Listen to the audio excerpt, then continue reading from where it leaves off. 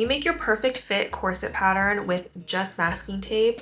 That's what we're gonna put to the test today. I saw someone do this online a little bit ago and wanted to try it out for myself. Thought this would be the perfect time because one of the projects on my summer sewing list is a corset top, and we're gonna be using this white eyelet fabric from Joann's. RIP. Step one, put on some form-fitting clothes. I personally grabbed a t-shirt that I didn't really care so much about. I didn't know what the tape residue situation was going to be like and didn't want to ruin something that I loved. Now we're just gonna grab the masking tape and get to taping.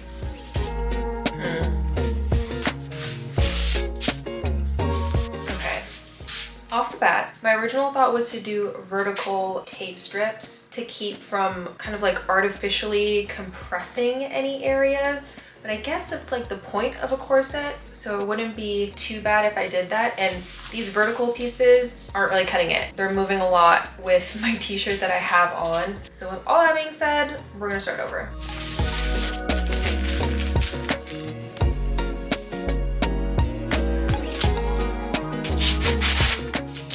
No, this is hard. Maybe I need to find a different top.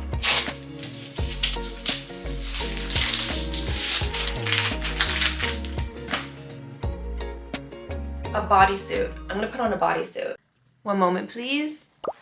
Got my bodysuit on. Time to give this another go. The top kind of gapes on the underbust area, so I'm just gonna do one horizontal piece all the way around to collect that fabric so it doesn't distort anything, but then all the rest I'm gonna do vertical. And then another thing, I'm only gonna do half of the pattern, so we're gonna place this first piece down the center, as close to the center as possible. I have no idea how I'm supposed to do the back. No, because how in the world? Success! Uh-oh. The taping is all complete, and I think we're on step 3, which is gonna be drawing out the pattern lines. So I want the dress to be strapless. I'm going to start off dress. I want the corset to be strapless, so we're gonna start by drawing on the top edge line. We're just gonna have to clean this up when I take it off, because what? As good as it's gonna get. And now we're gonna do the bottom hemline. I do want it to be on the longer side. Drawing on body is proving challenging to me. The concentration is real. That's definitely not my true side. What the heck? Oh wow. Oh. Oh my god, okay. Oh my. Why does my hand have a mind of its own? I swear, I'm telling it to just go straight down. I think that this is gonna be my last back panel, so I can cinch it in with the tie in the back. I might end up making it a ½ inch wider.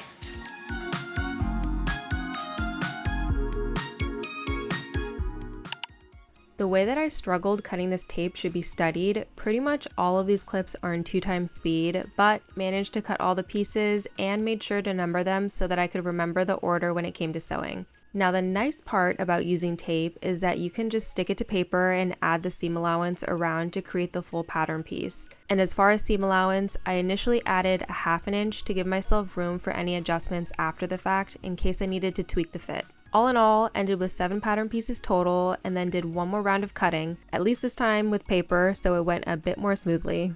Now, not gonna lie, I was a little suspicious about the shapes. Since I haven't sewn a corset with this many pieces, I didn't really know what to expect, but we're just going with it. I originally didn't have any intentions of creating a sample, but I figured that's probably the smart thing to do, so here we are.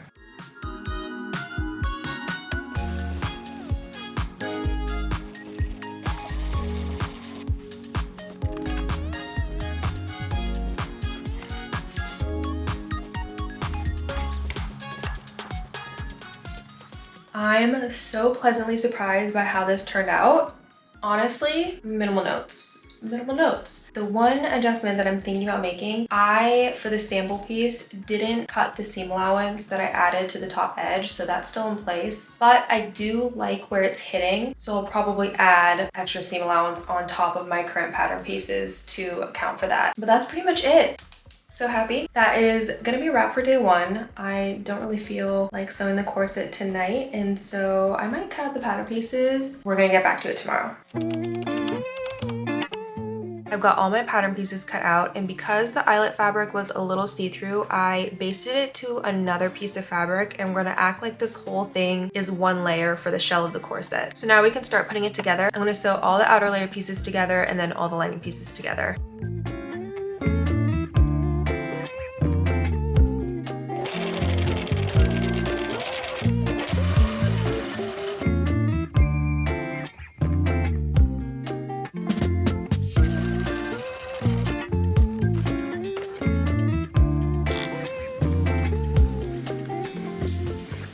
When it comes to boning, there are a few different ways you can sew the channels. The boning I'm using is 1/4 of an inch, so what I'm going to do is sew the seam allowance down about 3/8 of an inch away from all the existing seams. Got all the boning channels sewn, and now going to place the lining right sides together with the outer layer and sew up one side, across the top, and down the other side. I'm going to start and stop about 3/4 of an inch from the bottom edge on either of the sides, which will come in handy when it's time to hem.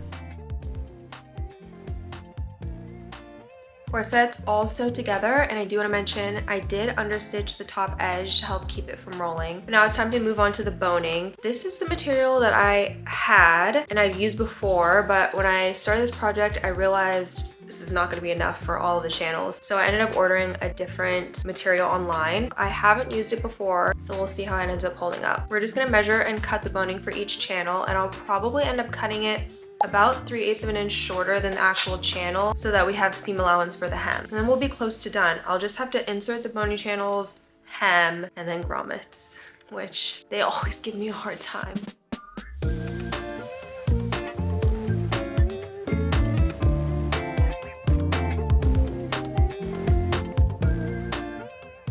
Now as far as the hem, I folded the bottom of both the outer layer and lining toward the wrong side about 3/8 of an inch and top stitched to close it up. Alternatively, you can definitely hand sew if you prefer not to have the visible seam. The one thing standing in between me and finishing this top is installing grommets, which I've never been a fan of. The two tools that I have aren't amazing. First one that I got is this like hammer situation, and the issue here is that it doesn't flatten out the grommet evenly. The second thing that I got are these pliers, which don't flatten the grommet all the way, and I have tried layering up on the fabric, adding interfacing, and unless I wanted to have a million layers of fabric on the edge of my top, it wasn't gonna work out. So I think what I'm gonna end up doing is using the pliers first to get an even press, and then use the hammer to flatten it out all the way and deal with how it looks on the back end. Also, this is all I've got to punch the holes, which is a pain to work through the layers of fabric. I would definitely recommend a fabric hole punch if you can get one. Maybe I'm just doing this all wrong, so if you have any tips on grommets, please, please, please share them in the comments.